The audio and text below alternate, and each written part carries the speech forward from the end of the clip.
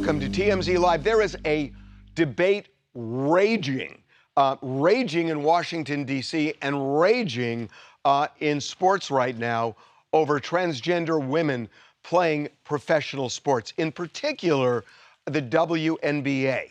Sophie Cunningham, who is a teammate of Caitlin Clark's, has come out strongly and said there is no place for transgender women in the WNBA or in women's sports.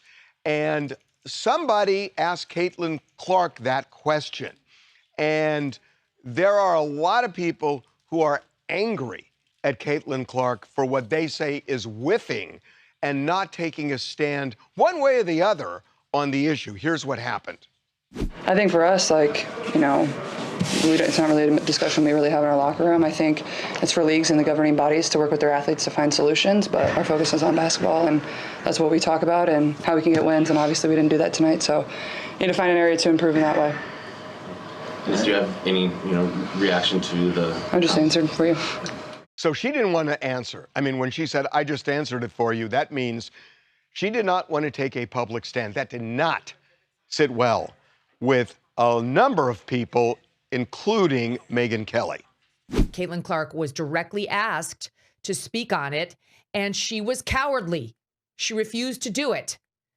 It is one thing to inject politics into your sport where they don't belong, like Colin Kaepernick kneeling in the middle of professional football games. It's quite another when little girls are getting the kicked out of them in their sport, and you are the most famous woman in women's basketball, and you're directly asked as the issue rears its head in your sport, and you punt on it.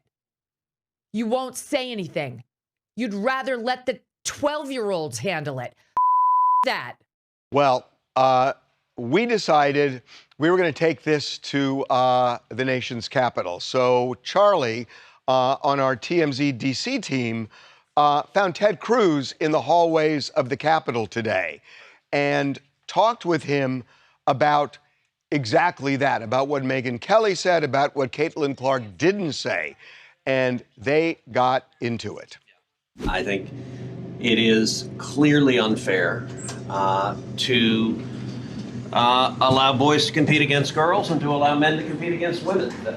Boys and girls are different, and mankind has known that literally since the dawn of time. Is it a big issue, though, at WNBA level? I don't see many... I'm curious. Tell me, what does the W stand for? Women.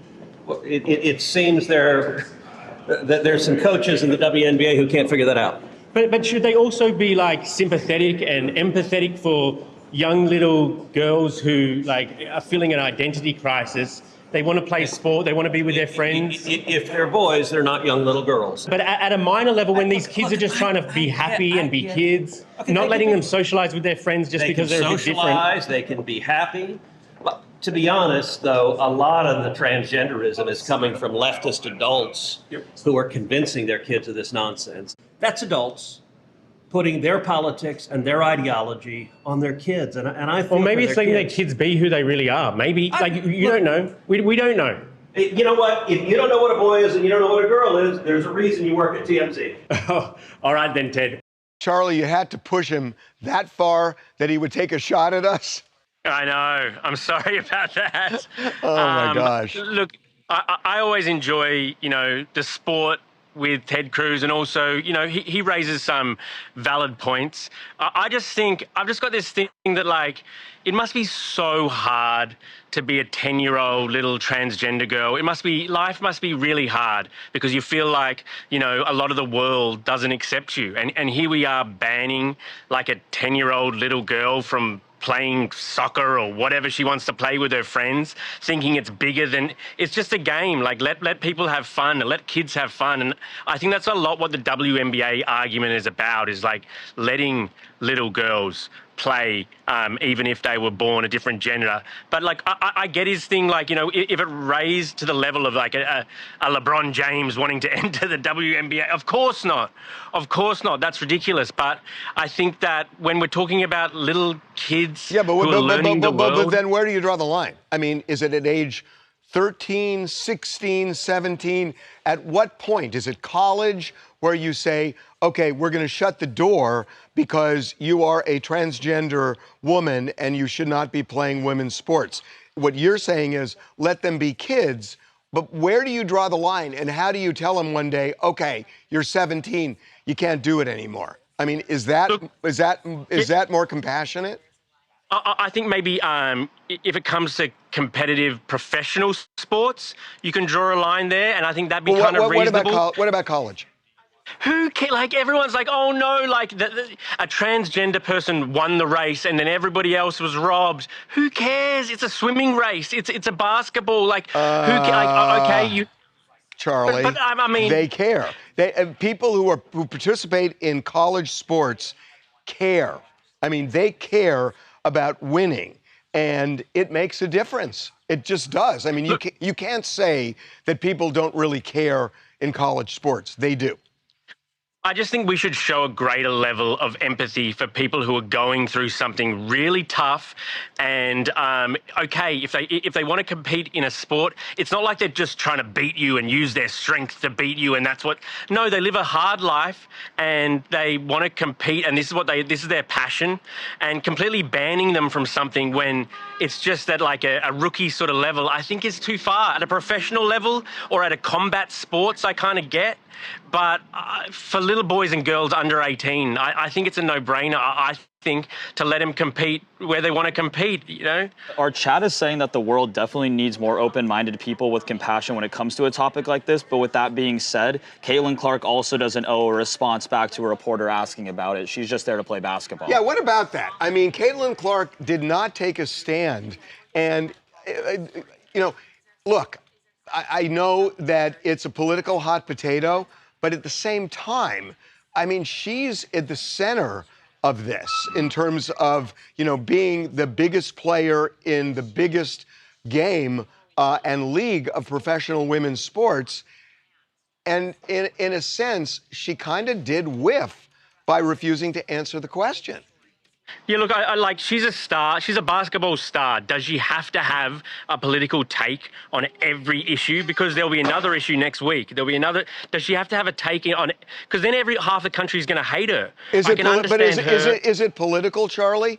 I mean, doesn't this go beyond politics? That you say it's political, but there are a lot of people, for example, I think, who are progressive Democrats who have a problem with transgender women in women's sports. Look, I mean, if I was her, I would have taken a stand on this because I think it goes beyond politics. But I can also, you know, I accept the fact that she doesn't want to. Do I hate her for that? No. Do I wish she'd spoken up for like a righteous cause? Yes. But I can understand why she just wants to play ball. So Ted Cruz ended up taking a shot at you and at TMZ. What kind of relationship do you have with him? We have a great relationship. You know, I like him taking shots at me. I'll take shots back at him. You know what I'm, not in this clip, obviously. He ended it with the last laugh. But that's why, you know, I do love engaging Ted Cruz because I know it'll be like a passionate back and forth and I know it'll be funny in parts. It was great. I mean, I loved watching that. And I like the fact that you didn't, you know, I'll tell you, I disagree with you on this one. But I love that you took a position with him. And just real quickly, the reason I disagree is that I think that in a way, it's worse to lead a kid down a road thinking they can participate and then at some point saying, it's over, as opposed to kind of, you know, starting off by saying, here's the world you can play in. So they're not like trying and trying and trying, and then all of a sudden, the door slams shut in their face. Well, I mean, I think it's easier for an adult to conceptualize why they might be being barred from something rather than imagine that 8-year-old kid who, you know, is shy going to school and worried about getting bullied and maybe their passion happens to be soccer. Maybe they just love soccer.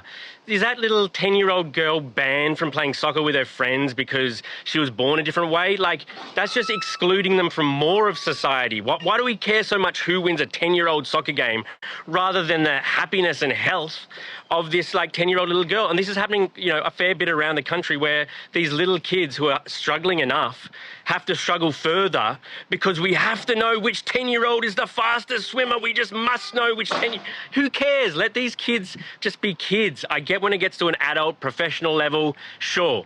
But I feel sorry for these kids, man. It's dangerous, Charlie. Oh my God. What?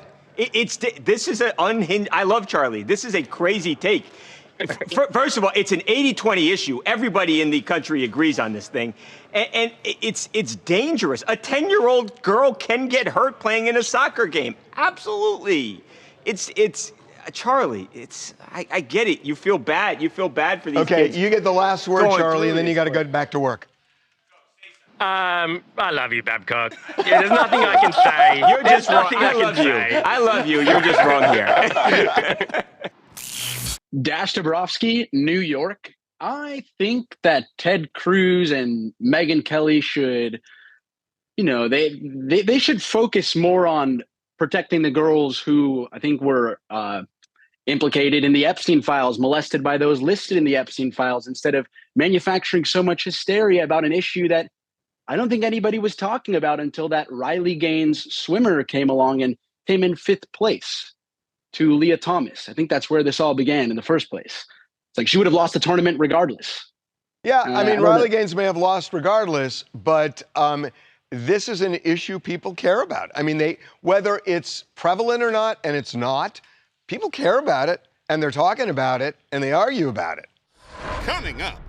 The Ariana Grande mystery is making national news. Ariana's rep had said she was going to step back from the public eye because of public scrutiny surrounding her appearance. Ariana performed last night, but she is saying something totally the opposite of what her rep said.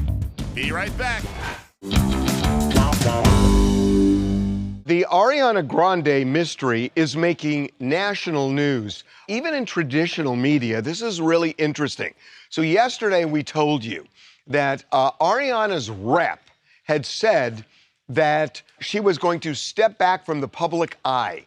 And the words of the rep were essentially because of public scrutiny surrounding her appearance. Now, that's not code. The appearance, as you're looking at there, is that she looks really thin.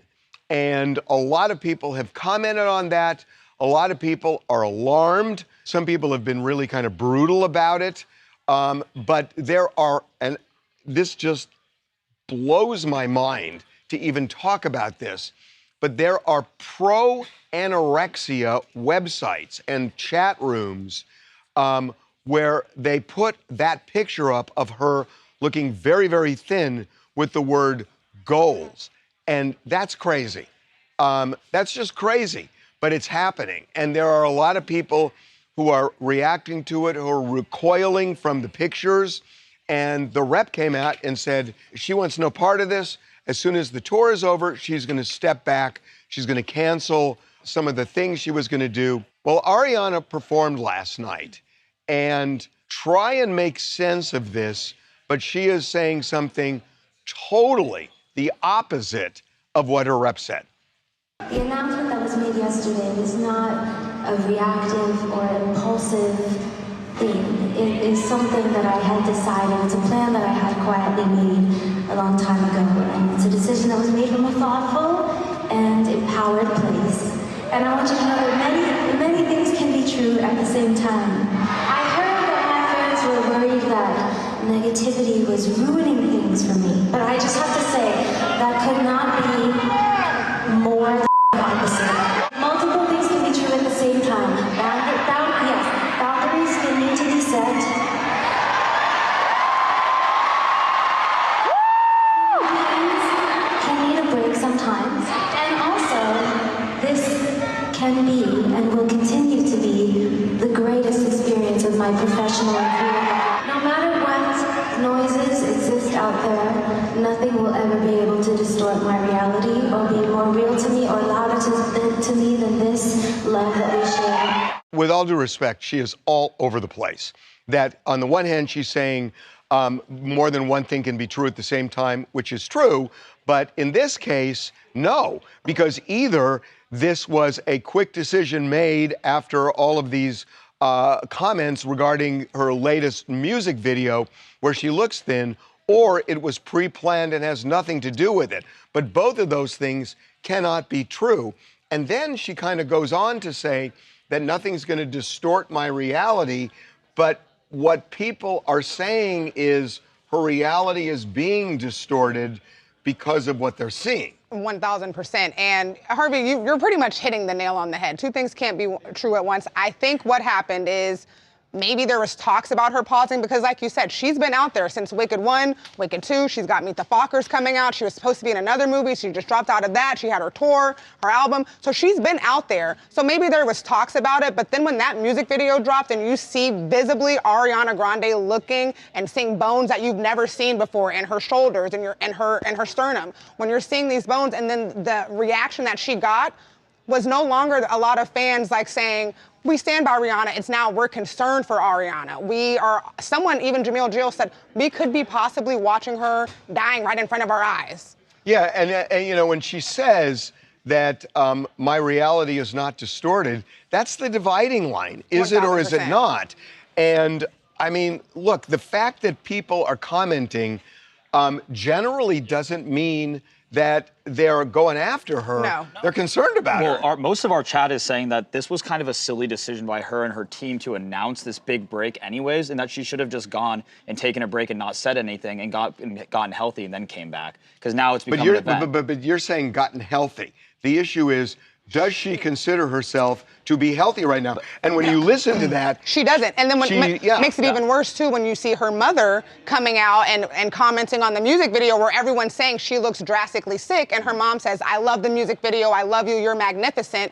Basically, although you don't know what's going on behind the scenes. Behind closed, but to say that publicly, you shouldn't even be. If she's sick and she needs help, don't make it seem like it's okay publicly to the other fans and all these other people that are watching that. And you know, this is like one of the areas where, you know, we're not doctors. Right, for sure. And this is the one exception where you don't necessarily have to be a doctor to look at something that's visible. And see. And you know, it's one thing to lose weight. It's another thing where you see bones. Bones, yeah. And, you know, I think there's a lot of concern.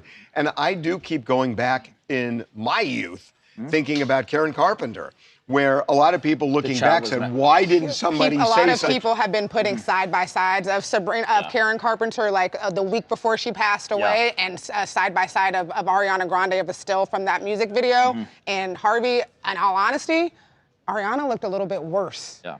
Well, Karen Carpenter was actually turning the corner and had tried to gain weight. Her heart just gave out. But a lot of people look back on that and said, why didn't we say something earlier? Caitlin from Melbourne, Australia. I think it's, you know, it can't have been a planned break because she had been planned in this show in West End Sunday. So, it, like you said, two things can't be true. You can't have had a planned break if you were planning on being in this show. But she does look really unwell. And it's interesting that you mentioned Karen Carpenter because I was going to say that she looks more unwell than Karen Carpenter did at her worst stage. And so I think that it's really good that she is taking a break, and I hope that she gets the help that she needs. But it seems from what she said on stage that she is not only not acknowledging it, she doesn't see it. So we have chronicled the explosive fights between Tom Sandoval and Victoria Lee Robinson. We saw them at his house, where he ended up pushing her dad into a fire pit. They've had an explosive relationship that has ended. He's getting restraining orders against her. So he filed documents in this case, and notably says that during a tour with his band, Victoria repeatedly kicked him in the groin and then hurled insults at him, including that he had a tiny penis, and was repeating over and over and over. And he wants a restraining order to keep her in check. She is saying that she never really said that, although it's interesting because she says that I took a shot, meaning a shot of alcohol, I presume, during one of his tours, and he didn't take care of me. Well, somebody who takes a shot generally doesn't need somebody to take care of them. So there must have been something more at play. She doesn't really say what it is, but ultimately, Tom is going scorched earth on her. And this relationship, I believe, has been over for like a year. It's been very toxic for, like a year. It was time. What's interesting here is the whole headline, right, is that she accused him of having a tiny penis. We've reached out. That is the headline. Which, at the end of the day, she can claim that, but is that the case? And we're having a hard time getting an answer from Tom on if he wants to respond to that. He did not respond to the specific allegation in the document. But he puts it in there. And I mean, here's the thing. He's also accusing her of, the night this incident happened, of, getting so drunk and being on drugs that she had to be taken out of the venue by venue staff. So this is one of those stories that we've covered where it's all this he said, she said, back and forth. I think this will go on for a very long time. And here's the takeaway that I think is just unbelievable. That when Tom Sandoval looks back, what he's going to say is his relationship with Ariana Madix was probably the most stable of his life. Yeah. Hi, my name is Alicia. I'm from Virginia. Now, honestly, I do not blame Victoria at all. I feel like if anyone had to spend every single second of their day with Tom Sandoval, they would break and they would end up attacking him as well. I mean, should she have done that? No. But are any of us really on Tom Sandoval's side? Also, no. Is that board-formed concrete behind you? Is that wood or is it concrete? It's wood. It's like wood planks. No, but you know what? It's like a big thing now, this board-formed concrete, where they actually do concrete, but they make it look more like wood. No way. No, it's a thing. What you got is a thing.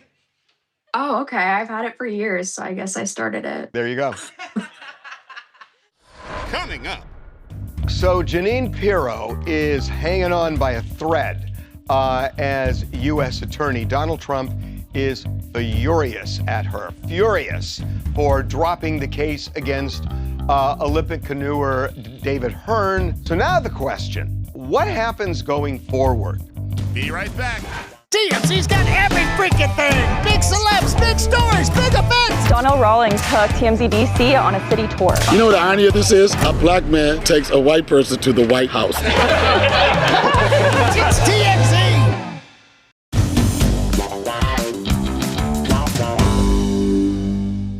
So Janine Pirro is hanging on by a thread as U.S. Attorney. Donald Trump is furious at her, for dropping the case against Olympic canoer David Hearn. You know that he was arrested and charged with vandalizing the reflecting pool. Janine Pirro came out with this fiery statement at a news conference saying that they have witnesses who saw him violently reach down and pull up the lining of the reflecting pool. That, they say, is vandalism. She said they could prove it beyond a reasonable doubt. And then weeks later, she files this document on Friday afternoon saying, oops, we really don't have evidence here. And I was misled by the Interior Department and blah, blah, blah. And it was faulty installation and it was done hastily. And that was the problem, and we're going to dismiss the case. Donald Trump went nuts on Janine Pirro, saying she folded like an umbrella, she was wrong, it was vandalism, unclear what evidence Trump has in concluding that about David Hearn, but says she was absolutely wrong. She shows up at the White House yesterday. She leaves lugging a box full of evidence exonerating Hearn. There was talk that she was fired. She was not, at least not yet. So now the question, what happens going forward when Janine Pirro wants to do anything that Donald Trump is interested in? Does she have to clear it with him? And what happens when she thinks something is unsupportable, but Donald Trump says, I want you to go forward? What does she do? That was a list of people that Trump has now tasked her with prosecuting that he doesn't like. in those boxes. I'm just kidding. I think this is actually a example of the justice system working, because despite the fact that the most powerful person in the free world desperately wants something done, she didn't do it. And he can like it, he can kick, he can scream, but at the end of the day, she dropped the case. It's not going forward. I agree he should have to... No. She dropped the case without telling him. Well, if she dropped the case maybe, without... No, right. not maybe. No, I'm saying... She did. Sure, no, I don't mean to question if that's true or not. So now the question is, what does she do next time? Right. Does she drop a case without telling him? Right. Or is she now gotten the message? Because what do you think that meeting was like in the Oval Office? It was probably rough. She probably got berated. And what do you think Donald Trump told her what the marching orders are going forward? Right. But I don't think that she necessarily just listens to him. She knew, Harvey, what he wanted done, and she still did it anyway. That's why she didn't tell him before. And so Janine Pirro has done everything Donald Trump has wanted to do, including file this case in the first place before having all the evidence. So the question is, what do you think motivated her to do that? Because I have an answer. Yeah. What is it? That everybody in the Justice Department said, this case is an outrage. We're going to go public because there's no evidence. No, I know. But we were told and we were led to believe that there was a Parks employee that literally was an eyewitness to the crime happening. So what are they doing? What are they going to do to him? And I'm down. They should investigate then. Because if somebody lied and got somebody prosecuted and could have potentially sent them to jail, they should be investigated. You know what's going to happen? But it's a solid case I think it was a solid case when she brought it because there was an eyewitness. She didn't have the evidence. And by the way, you got an eyewitness. Well, hold on. If you have an eyewitness, even if the reflecting pool was done improperly, which apparently it was, you could have both things being true. Right. That it's improperly done, but if you've got an eyewitness seeing him take the bottom of that pool out violently, you can still prosecute him. Yeah. So why isn't she? Right. No, good point. Because you don't believe the witness. And if you don't believe the witness, what are you doing to the witness? And if this guy, David Hearn, decides to file something like a malicious prosecution lawsuit, and he deposes people, this is going to be real embarrassing. Matthew in Las Vegas, Nevada, I think you're right. Janine Pirro, though, has shown some reluctance to bring these suits, but then actually she does it, right? And so she brought this one on very thin evidence. She didn't investigate it, and she didn't file a motion to dismiss it until Hearn's team asked to see the grand jury transcripts. It's similar to the 8647 case with James Comey. What does she do next time? I don't know. Does she go to Trump? Does she not? Her job might be in jeopardy because of what she's done in this case. Do you have any doubt that if she doesn't go to Trump next time and he feels like she crossed him a second time, that he would fire her? We might only get 2 strikes in this case. This might be 1, and if she does it again without getting his blessing, that might be 2, and that might be enough. I think you're right. Coming up. The Wisconsin primary is a week from today, and gubernatorial candidate Francesca Hong was asked about something that she said about 5 years ago, and it has to do with canceling Thanksgiving. Be right back.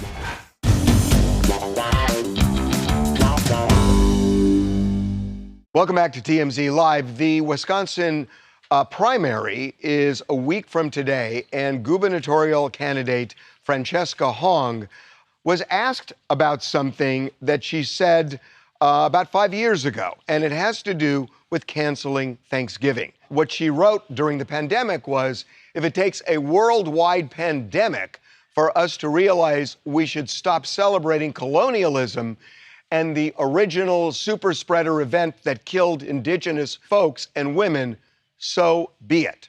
So she has deleted that. And she was on CNN last night. Caitlin Collins asked her if she still embraces the sentiment that Thanksgiving should be canceled. Do you still believe that Thanksgiving should be canceled? I'm a chef, and one of the first meals that I made that was for the community when I was 16 was a Thanksgiving meal. You know, I always think my hospitality background in owning a restaurant for 7-8 years, that bringing folks around the table to share conversation and build community is always a good thing. But Thanksgiving is also a time that's incredibly painful for many people in our communities. And so I think there I wanted to make sure that people understood that there are multiple views, but views can evolve. And the position that I'm running for right now, and I think my background as a chef, will actually help me become a better governor that's able to bring more people to the table. Here's how to become a better governor. Answer the question. She totally skated. Yeah, I mean, it was an incoherent, rambling response about being a chef and bringing people together. It didn't answer the question at all. What she's saying is, first meal I ever cooked for people was a Thanksgiving meal, and it was really joyous and fun and everything else, but it also creates a lot of pain.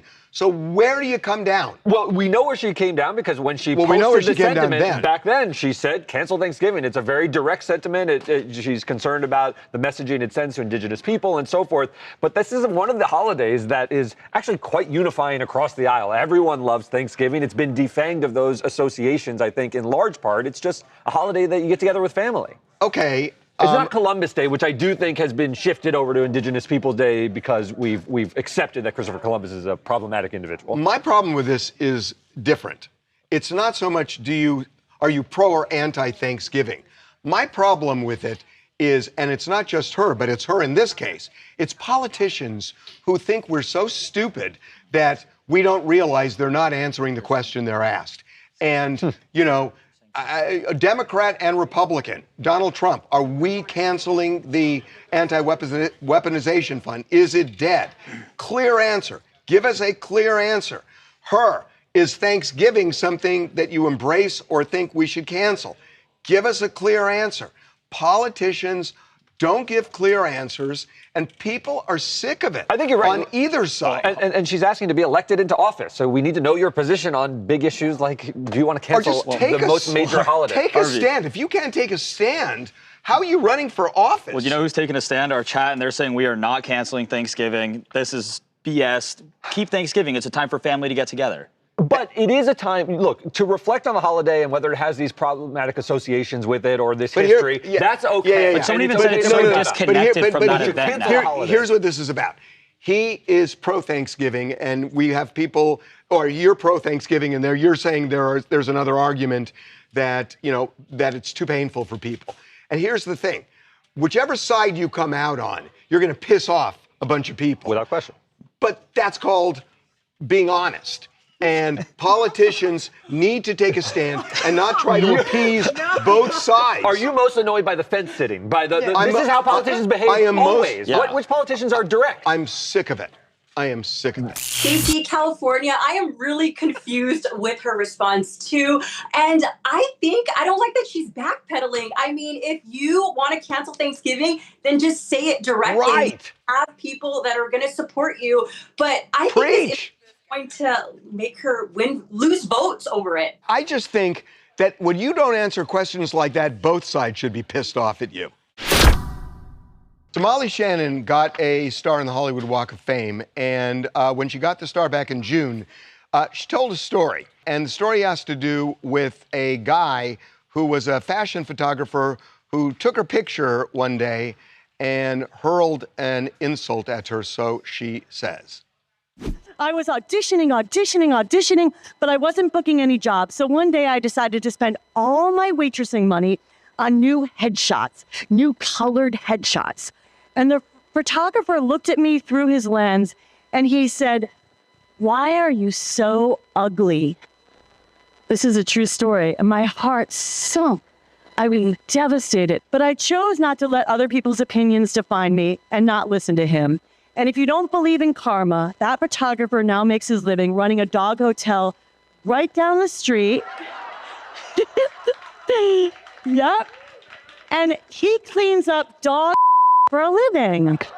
Have fun, bitch. Well, first of all, it's a noble thing to do with running a dog facility like that. Yeah, of course. But she makes it seem like that's an insult. Right. Well, she clearly made it seem like it was an insult. Yeah. So look, this clip went viral over the weekend, and everyone's like, God, who is this horrible guy named Andrew that said Molly Shannon was ugly? Like, how mean?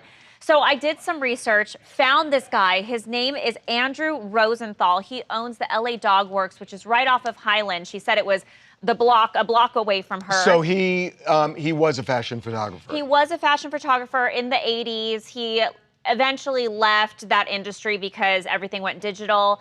And also he had an experience with his 2 dogs. He was struggling to find really good dog care, so he started his own company. Did he acknowledge this happened? He acknowledged that he knew Molly. He knew that she was talking about him. He did not remember ever taking photos of her and said that her story was basically a fantasy. He did say that they had a friendship. She would come over to the studio often, and he said that she would hang around so much that it actually got annoying, but she was a funny girl.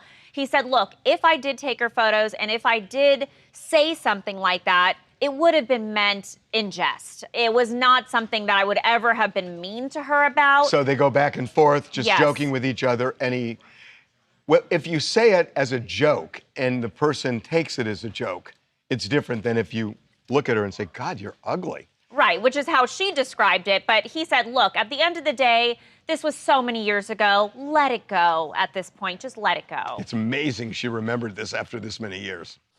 Coming up. Harry Daniels. Hi, nice to meet you. So nice to meet you. You have sung to Margot Robbie, Timothée Chalamet, Velourity, Charlie XCX, Kendall Jenner, Kelly Clarkson, Sarah Paulson. And I did it my. Be right back.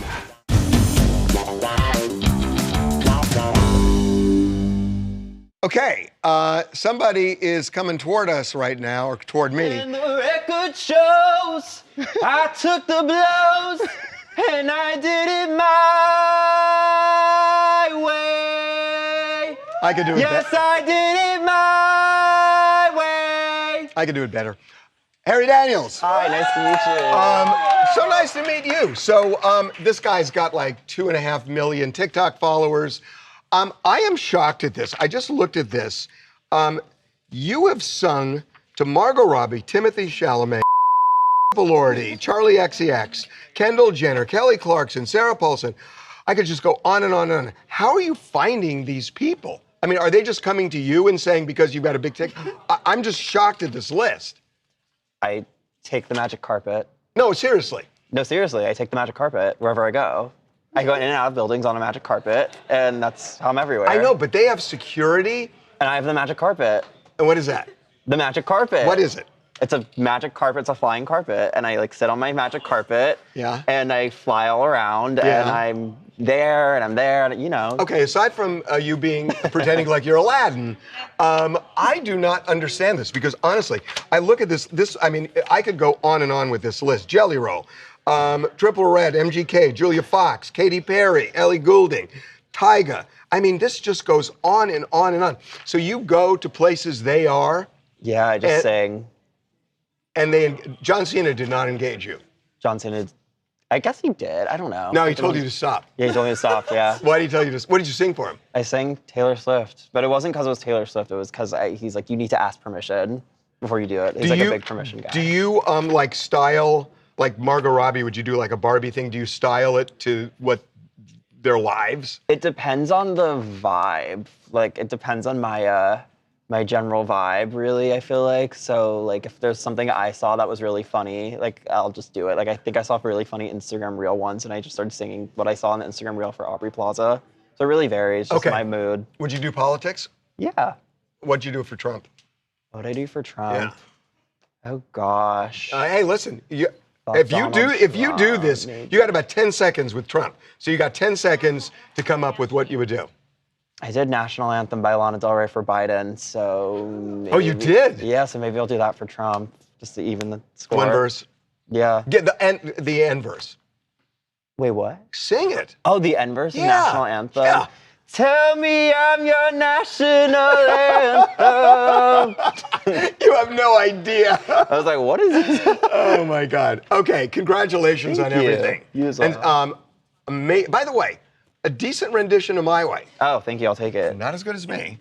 But wait, sing for us. I will not sing for you. Because you you know why? Because I do it my way. You beat me to it. Thanks. Appreciate it. Coming up. Miranda Kerr is actually kind of digging in on why she says facelifts are important. I really think Miranda Kerr kind of hit it on the head. In some ways, it's as much psychological as it is cosmetic. Be right back.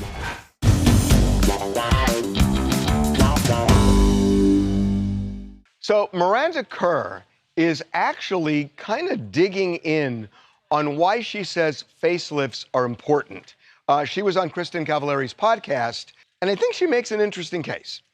What about plastic surgery? Would you ever get a facelift at some point? What's your stance on all of that? I've seen some people, even friends, that have had facelifts and actually look amazing. I know. And I'm like, I know. I heard Kris Jenner say something like she wanted to feel like how she felt on the inside, you know, and that made a lot of sense. Like she was looking in the mirror and she was like, that's not how I feel on the inside. It wasn't matching.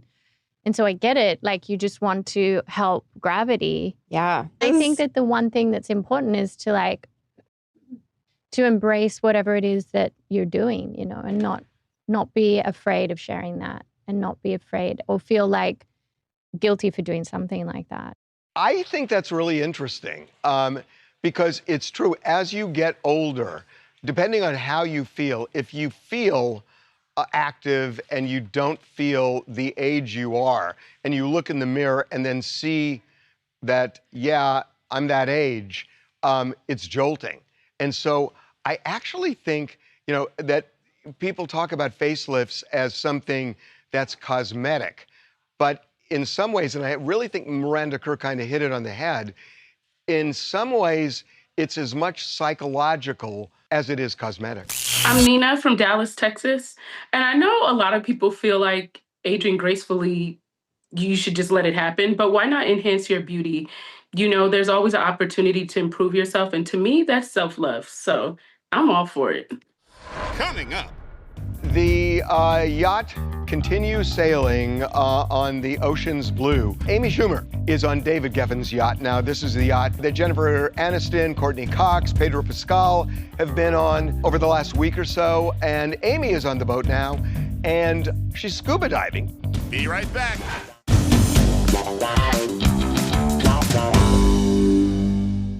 So the yacht continues sailing on the ocean's blue. Amy Schumer is on David Geffen's yacht. Now, this is the yacht that Jennifer Aniston, Courtney Cox, Pedro Pascal have been on over the last week or so. And Amy is on the boat now, and she's scuba diving. It turns out that she learned how to scuba dive. She got her license, and she decided to jump into the ocean, look at starfish. I mean, it looks actually very, very cool. This is where David Geffen lives for a lot of the year. He lives on this boat. I mean, it's just unbelievable. It's almost like an ocean liner. And he just has celebrity after celebrity after celebrity spend a week or two on the boat, and he just rotates them all year round. So nice life if you can get it.